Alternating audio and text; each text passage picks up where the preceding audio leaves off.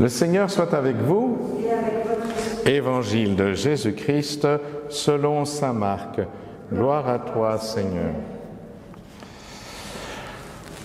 En ce temps-là, Jésus parlait à ses disciples de sa venue. En ces jours-là, après une grande détresse, le soleil s'obscurcira et la lune ne donnera plus sa clarté. Les étoiles tomberont du ciel et les puissances célestes seront ébranlées. Alors on verra le Fils de l'homme venir dans les nuées avec grande puissance et avec gloire. Il enverra les anges pour rassembler les élus des quatre coins du monde, depuis l'extrémité de la terre jusqu'à l'extrémité du ciel. Laissez-vous instruire par la comparaison du figuier.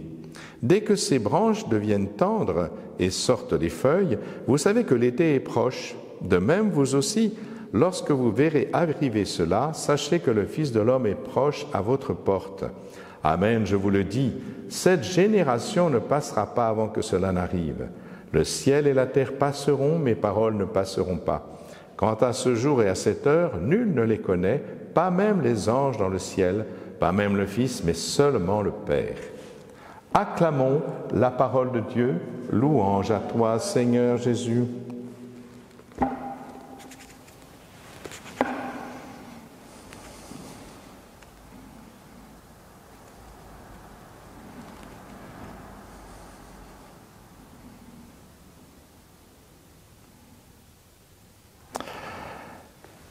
Toc, toc, toc. J'entends frapper à ma porte. Nous sommes en 1969. J'ai 18 ans. Je vais ouvrir. Et là, devant moi, deux personnes fort sympathiques qui me disent « Savez-vous que la fin de ce temps est proche ?» Et voilà, ces gens m'annoncent la fin du monde. Voilà, en disant, vous voyez, regardez les signes, nous sommes juste après mai 68, c'est vous dire, nous sommes un peu perturbés. Et donc, vous voyez, les signes des temps sont évidents, les signes des temps sont proches. Alors, il commence à m'expliquer que le Seigneur va revenir, qu'il y aura 144 000 sauvés et qu'il vaut mieux être de ce côté-là, et c'est pour ça qu'il fallait adhérer aux témoins de Jéhovah. Mais moi, je me suis rappelé cette phrase de Jésus que nous venons d'entendre. « Nul ne connaît le jour et l'heure, pas même les anges dans le ciel. » Alors, je me disais quand même, c'est un peu bizarre. Donc voilà, je les ai reçus gentiment, c'est tout. Mais je n'ai pas porté suite parce que je pense que ce n'est pas comme cela que le Seigneur reviendra. Quand il dit qu'il sera revenu, que la génération le verra, il s'agit de sa gloire. Mais sa gloire, elle a été manifestée à la transfiguration devant les trois qu'il avait choisis, Pierre, Jacques et Jean. Et puis, elle a été manifestée au jour de sa résurrection. Il s'est manifesté à plus de 500 frères à la fois, dit saint Paul. Donc, sa gloire a été manifestée à la génération à laquelle il parle. Mais là, il parle bien sûr de son retour, de la parousie, quand il reviendra dans sa gloire. Et ça, évidemment, c'est quelque chose que nous attendons. Il ne s'agit pas simplement d'avoir peur.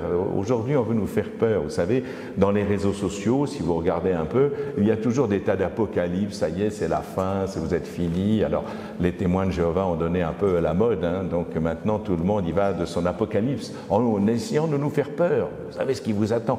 Mais non, le Seigneur ne nous a pas dit que nous allions faire peur. Il nous a simplement de nous préparer à sa venue. Il s'agit d'adhérer à l'amour de Dieu. Il s'agit d'aimer, donc ce n'est pas effrayant d'aimer. Laissez-vous aimer par Dieu pour apprendre à aimer. Voilà ce que le Seigneur nous dit. Alors ne cherchons pas à savoir simplement si notre époque est plus terrible que les autres. Ben non, effectivement, il y a des guerres, effectivement, mais il y a toujours eu.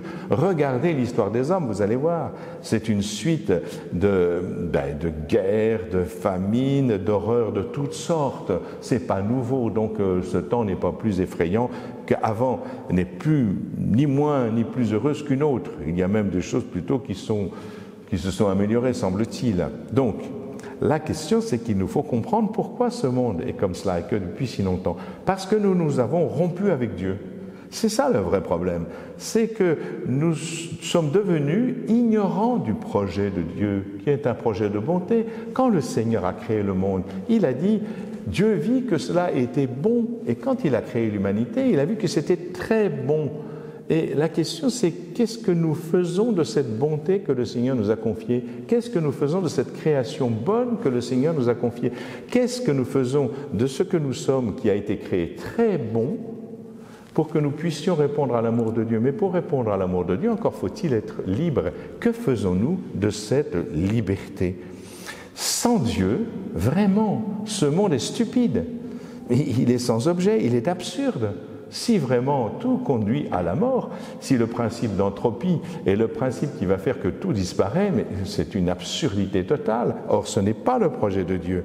Ce monde est absurde et mortifère, comme on peut le voir justement chez nous, quand aujourd'hui, dans notre pays, on fait des lois mortifères d'atteinte à la vie, au commencement comme à la fin d'ailleurs. Et qu'est-ce que cela veut dire? Cela veut dire que quand la Bible explique que l'humanité s'est emparée de l'arbre du bien et du mal, ça veut dire qu'ils ont voulu l'autonomie, nomos en grec c'est la loi, se donner à soi-même sa propre loi. Et pourquoi faire? Eh bien pour décider de ce qui est bien et mal à la place de Dieu, de se passer de Dieu. C'est une liberté qui n'est pas relative à l'amour, qui n'est pas faite pour aimer, pour répondre librement à un amour qui nous dépasse et qui se propose à nous, mais c'est une liberté qui, en refusant l'amour de Dieu, s'oppose à la vie. Or, la vie, c'est Dieu. Dieu est la vie qui crée les êtres vivants, et nous refusons la vie. C'est comme cela qu'on voit qu'au nom de la liberté de la femme, les enfants meurent dans leur sein. C'est mon corps, c'est surtout leur enfant, me semble-t-il.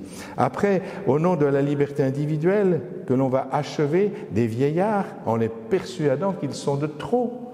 Voilà, et cette liberté mal employée, c'est cela qui grève le monde. Au lieu de se mettre au service les uns des autres, de se laver les pieds, on se fait la guerre parce qu'on se pense supérieur ou qu'on pense qu'on est dans son droit. Mais voilà, la véritable question aujourd'hui, c'est: est-ce que nous accueillons dans notre liberté, qui fait que nous sommes très bons, cette liberté, est-ce que nous accueillons l'amour? Parce que c'est au nom de l'amour que le Christ guérit les malades. C'est au nom de l'amour que le Christ chasse les démons. C'est au nom de l'amour que le Christ ressuscite les morts. Et c'est au nom de l'amour que le Christ nous ouvre les portes du ciel. Eh bien voilà, c'est lui qu'il faut suivre et n'ayons pas peur de le suivre. Au contraire, soyons ravis, soyons heureux. Et s'il doit revenir demain, soyons prêts à l'accueillir dans la joie. Amen.